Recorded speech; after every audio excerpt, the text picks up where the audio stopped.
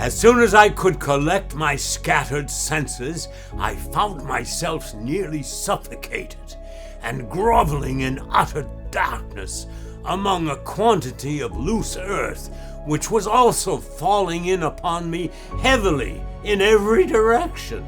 threatening to bury me entirely. Horribly alarmed at this idea, I struggled to gain my feet and at last succeeded. I then remained motionless for some moments, endeavoring to conceive what had happened to me and where I was.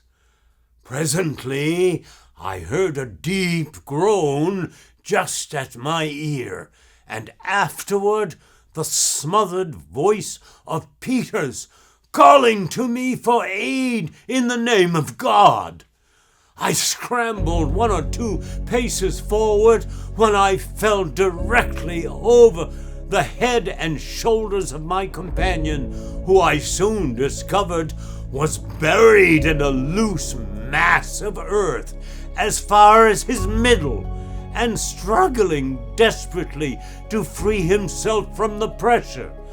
I tore the dirt from around him with all the energy I could command, and at length succeeded in getting him out.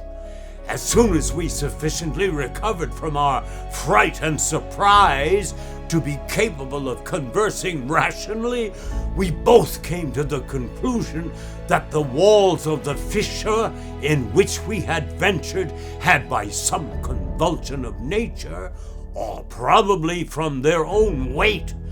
caved in overhead, and that we were consequently lost forever, being thus entombed alive. For a long time, we gave up supinely to the most intense agony and despair, such as cannot be adequately imagined by those who have never been in a similar position. I firmly believe that no incident ever occurring in the course of human events is more adapted to inspire the supremeness of mental and bodily distress than a case like our own of living inhumation. The blackness of darkness which envelops the victim, the terrific oppression of the lungs, the stifling fumes from the damp earth, unite with the ghastly considerations that we are beyond the remotest confines of hope, and that such is the allotted portion of the dead, and carry into the human heart a degree of appalling awe and horror not to be tolerated, never to be conceived. At length, Peters proposed that we should endeavor to ascertain precisely the extent of our calamity and grope about our prison. It being barely possible, he observed, that some opening might yet be left us for escape. I caught eagerly at this hope, and arousing myself to exertion, attempted to force my way through the loose earth. Hardly had I advanced a single step before a glimmer of light became perceptible, enough to convince me that, at all events, we should not immediately perish for want of air. We now took some degree of heart, and encouraged each other to hope for the best. Having scrambled over a bank of rubbish which impeded our farther progress in the direction of the light, we found less difficulty in advancing, and also experienced some relief from the excessive oppression of lungs which had tormented us. Presently, we were enabled to obtain a glimpse of the objects around, and discovered that we were near the extremity of the straight portion of the fissure, where it made a turn to the left.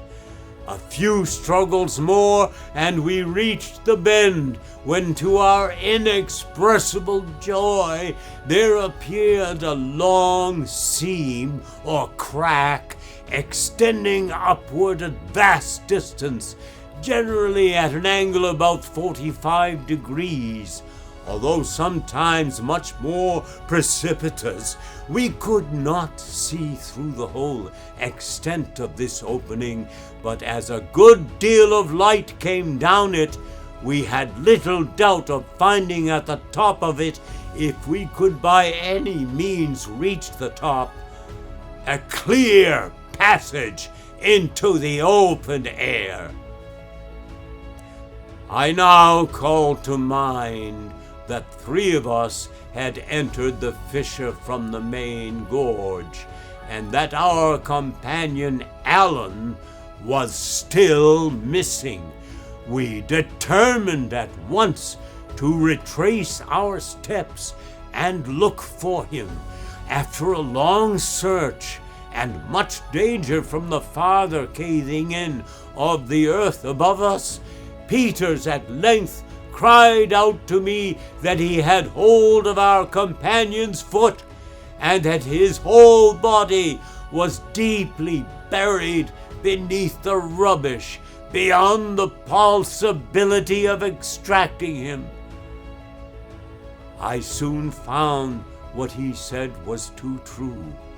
and that, of course, life had been long extinct. With sorrowful hearts, therefore, we left the corpse to its fate, and again made our way to the bend. The breadth of the seam was barely sufficient to admit us, and after 1 or 2 ineffectual efforts at getting up, we began once more to despair. I have before said that the chain of hills through which ran the main gorge was composed of a species of soft rock resembling soapstone. The sides of the cleft we were now attempting to ascend were of the same material, and so excessive slippery, being wet, that we could get but little foothold upon them, even in their least precipitous parts. In some places, where the ascent was nearly perpendicular, the difficulty was, of course, much aggravated, and indeed, for some time, we thought insurmountable. We took courage, however, from despair, and what with dint of cutting steps in the soft stone with our bowie knives, and swinging at the risk of our lives to a small projecting point of a harder species of slaty rock, which now and then protruded from the general mass, we at length reached a natural platform, from which was perceptible a patch of blue sky at the extremity of a thickly wooded ravine. Looking back now, with somewhat more leisure, at the passage through which we had thus far proceeded, we clearly saw from the appearance of its sides that it was of late formation, and we concluded that the conclusion or the concussion was, whatever it was, which had so unexpectedly overwhelmed us, had also at the same moment laid open this path for our escape. Being thus quite exhausted with exertion, and indeed so weak that we were scarcely able to stand or articulate, Peters now proposed that we should endeavor to bring our companions to the rescue by firing the pistols which still remained in our girdles. The muskets as well as cutlasses had been lost among the loose earth at the bottom of the chasm. Subsequently, events proved that we had fired. We should have sorely repented it, but luckily a half suspicion of foul play had by this time arisen in my mind, and we forbore to let the savages know of our whereabouts. After having reposed for about an hour, we pushed on slowly up the ravine, and had gone no great way before we heard a succession of tremendous yells. At length we reached what might be called the surface of the ground, for our path hitherto, since leaving the platform, had lain beneath an archway of high rock and foliage at a vast distance overhead. With great caution, we stole to a narrow opening, through which we had a clear sight of the surrounding country, and when the whole dreadful secret of the concussion broke upon us in one moment and at one view, the spot from which we looked was not far from the summit of the highest peak in the range of the Soapstone Hills. The gorge in which our party of 32 had entered ran within 50 feet to the left of us, but for at least 100 yards the channel or bed of this gorge was entirely filled up with the chaotic ruins of more than 1,000,000 tons of earth and stone that had been artificially tumbled within it. The means by which the vast mass had been precipitated were not more simple than evident, for sure traces of the murderous work were yet remaining. In several spots along the top of the eastern side of the gorge, we were now on the western, might be seen the stakes of wood driven into the earth. In these spots, the earth had not given way, but throughout the whole extent of the face of the precipice from which the mass had fallen, it was clear, from marks left in the soil resembling those made by the drill of the rock blaster, that stakes similar to those we saw standing had been inserted at no more than a yard apart, for the length of perhaps 300 feet, and ranging at about 10 feet back from the edge of the gulf. Strong cords of grapevine were attached to the stakes still remaining on the hill,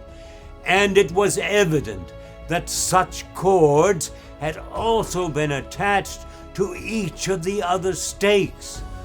I have already spoken of the singular stratification of these soapstone hills, and the description just given of the narrow and deep fissure through which we effected our escape from inhumation will afford a further conception of its nature. This was such that almost every natural convulsion would be sure to split the soil into perpendicular layers or ridges running parallel one with another, and a very moderate exertion of art would be sufficient for effecting the same purpose. Of this stratification, the